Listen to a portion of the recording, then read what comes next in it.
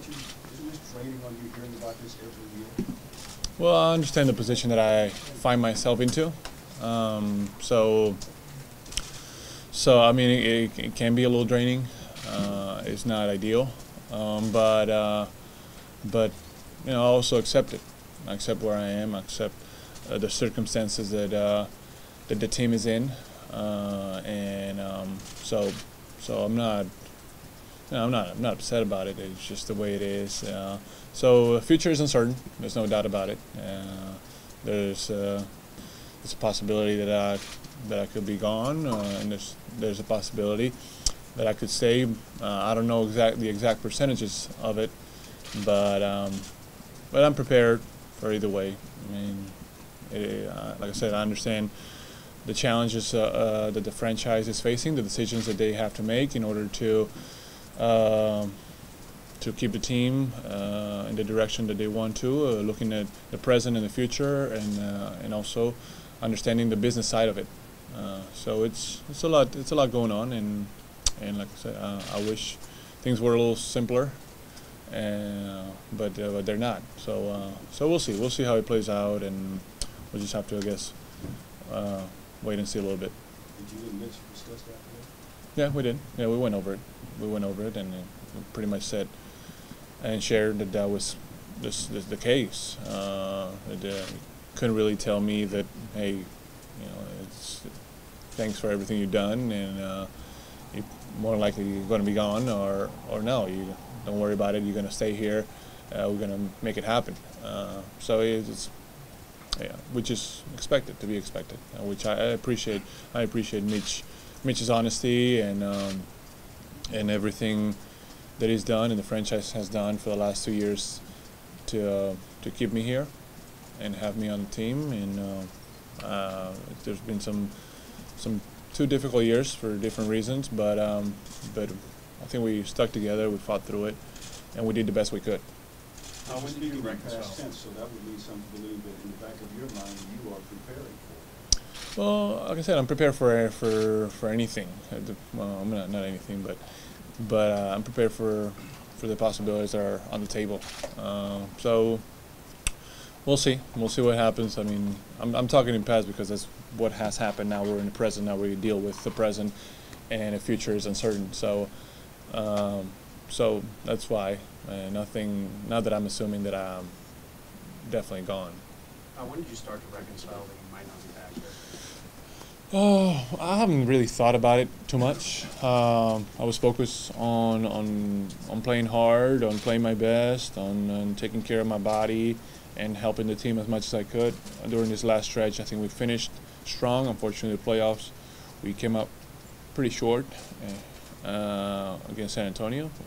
But other than that, you know, we earned our place in the playoffs, and it wasn't easy. So I always keep that in my mind. I always keep that in my heart. How hard we fought, and how together and united we brought ourselves to be able to do that. The season's got increasingly difficult. What was going through your head when you got subbed out finally? Everybody recognized you. Kobe came over. What was going through your mind when you were sitting on the bench? Well, first I was upset. I mean, I was upset because of the score and because I recognized it was our last game of the season, and then the emotional part came in and kicked in, and I saw and perceived the recognition and the ovation from our fans, which that's something that I highly appreciate and I'm extremely thankful for. And then Kobe being out with the team was important, I think, to our team. I think fans appreciated a lot when he came out. You know, we appreciated as players and teammates for him to be there with his big boot and the crutches and all that. I think it's important, and he gave us energy at that time that we were down and we knew more likely we're facing our last game of the year. How do you trace that relationship with Kobe over the years? It's grown. It's gotten stronger. We've gotten closer together as friends, as teammates, and as I'm happy and proud that we've grown so much as friends, and so it's been great. We communicate with each other a lot more now than we ever have, and we're on the same page. So it's great. We have great respect for who he is, what he does, what he brings to the table, what he means to the sport, to the franchise, to a lot of things, to a lot of people. Hal, in your conversation with Mitch, were you able to get any sense of framework under which circumstances maybe you would consider letting go or trading? I mean, there's different scenarios, so it's hard to tell. I think the team has shown that they would like to keep me, but I'm understanding also that there's a lot of other factors that are come into place, and those factors cannot be ignored.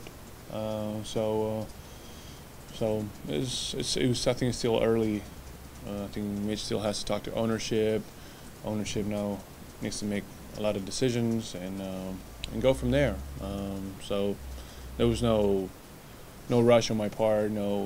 I didn't demand an answer because I think it was pointless to do it at this point and not rational. So nothing. We spoke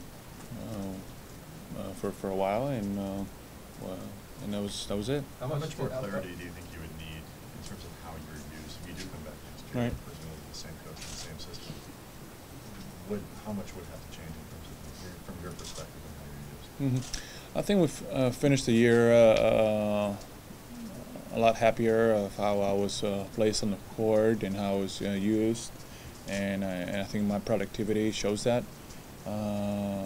So talked to Mike, our coach, about it, and we agreed that we all took our time to know each other and to figure each other out and know how to utilize the different pieces and how to play together, and what kind of game we needed to play with the personnel that we had, and then he was in a tough position, and I acknowledged that.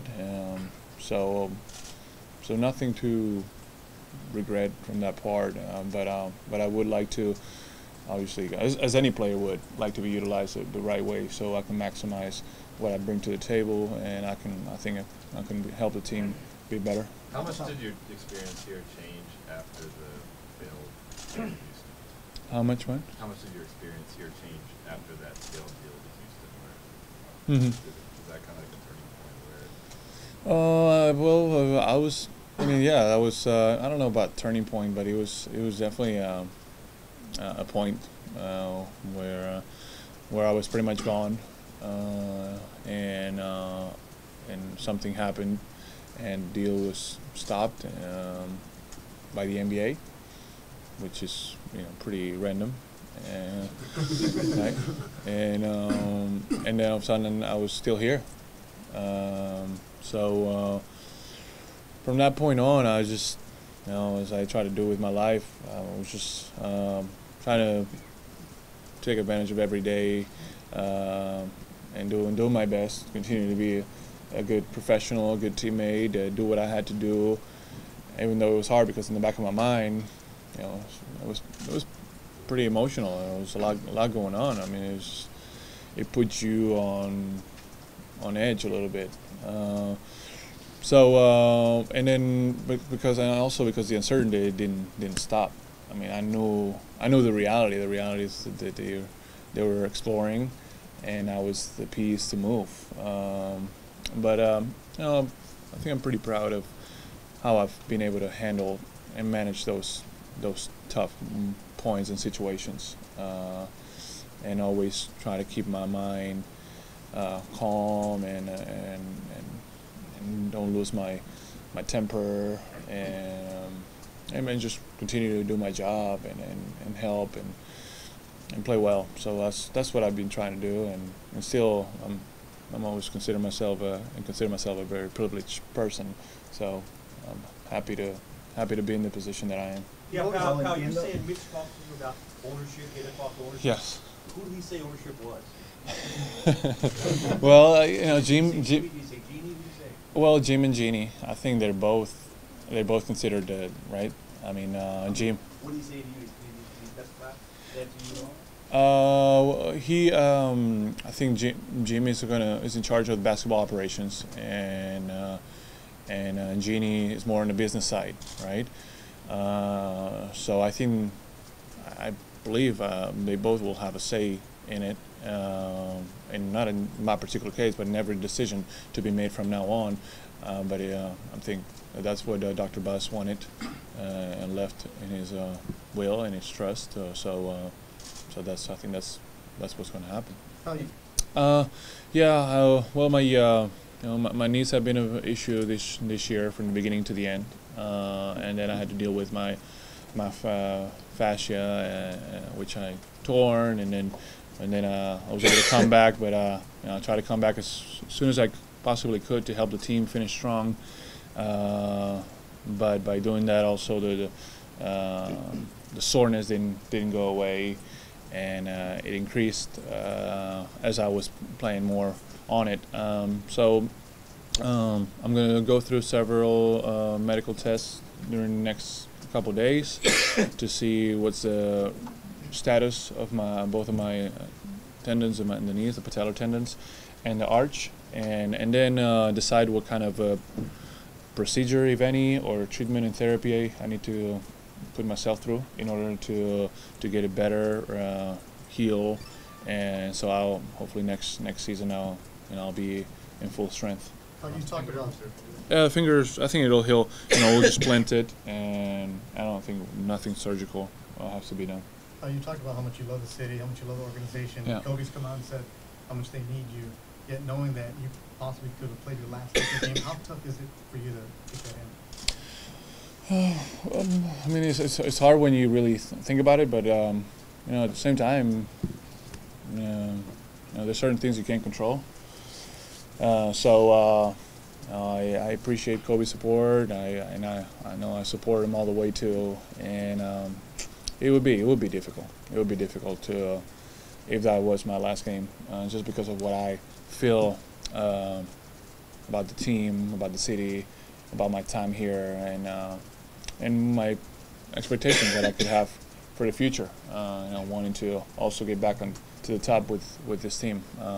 But again, there's certain things you can't control, so you can't really go crazy about them. I go back in training camp. It was a million years ago at this point. There was a lot of talk of how much you guys were able to give of each other and the Right. 4 All-Stars and things like that. Yeah. How successful do you think you were over the course of the season as a group?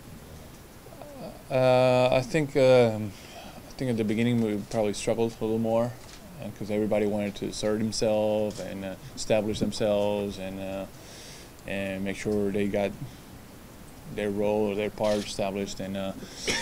But things didn't work out that well probably from the beginning, and probably the coaching change had a big role into it. But I think we progressed as the season went along, and we put our individual desires aside, and we figured out what worked, and I think we finished the season playing the right way as far as on our balance, and Kobe also distributed the ball. There was a point that he also flipped the switch and he started distributing the ball and getting a lot of assists and setting people up and making the game a lot easier and simpler for other guys. And then I was able to get into the post a little more, get to the elbows a little more, also create a lot more from those positions. And I think Dwight has been shooting at a very high percentage. I was able to get him a lot of good looks close to the rim and good finishes, and he's worked hard for those. So, and then the rest of the guys, I think, were able to play off that. And once we established that, everything seemed to work better. Are you open-minded to change, or would you prefer to stay? I would prefer to stay. I've always been a pretty loyal guy, and I feel like I belong with the Lakers. But there's not such a thing in the NBA. It seems like you can't really get attached too much to a team because it's just not up to you to stay and remain on a team. So I prefer to stay, but I'm prepared if I'm not.